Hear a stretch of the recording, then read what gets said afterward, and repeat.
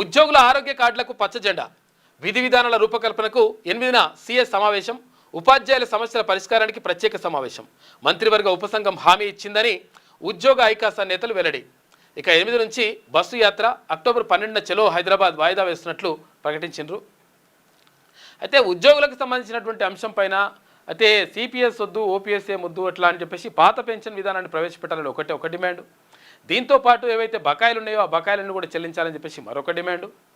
తర్వాత ఇక్కడ అంటే కొన్ని ఏవైతే సమస్యలు ఉన్నాయో ఆ సమస్యలన్నింటిని కూడా పరిష్కారం చూపాలని చెప్పేసి వీళ్ళు అంటే ఉద్యోగ సంఘాలన్నీ కూడా ఒక కార్యాచరణ రూపొందించుకున్నాయి.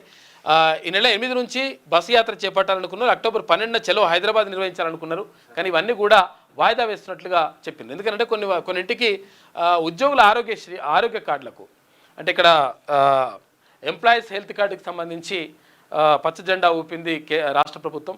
ఈ నేపథ్యంలో ఎవరైనా ఎంప్లాయీస్కి అంటే ప్రభుత్వ ఉద్యోగులకు ఏవైనా నిజంగా అనారోగ్య సమస్యలు ఏర్పడితే దానికి సంబంధించి ప్రభుత్వమే ఆ ఖర్చులు భరించే విధంగా ఈ ఆరోగ్య కార్డులు ఏవైతే ఉన్నాయో, హెల్త్ కార్డులు ఏవైతే ఉన్నాయో, ఎంప్లాయీస్ హెల్త్ కార్డులకు సంబంధించి ఓకే అని చెప్పిందంట. దీంతో వాళ్ళు కొంతవరకు ఆ నిర్ణయాన్ని వెనక్కి తీసుకున్నారు.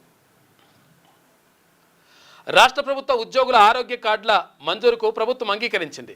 ఉద్యోగులు ఎప్పటి నుంచో కోరుతున్న నగదు రహిత చికిత్స కోసం అంటే అసలు యాక్చువల్గా క్యాష్లెస్ ట్రీట్మెంట్ కోసం హెల్త్ కార్డులపై మంత్రివర్గ ఉపసంఘం ఖచ్చితమైన హామీ ఇచ్చింది. సానుకూల వైఖరితో చర్చలు జరిగాయి అని తెలంగాణ ఉద్యోగుల ఐకాస ప్రకటించింది. తర్వాత ఉద్యోగుల సమస్యలపై నియమించిన మంత్రివర్గ ఉపసంఘం గతంలో అంగీకరించిన అంశాలపై తాజాగా స్పష్టమైన హామీ ఇవ్వడంతో మొత్తం మీద వాళ్ళు వెనక్కి తగ్గిరంట ఉద్యోగులు.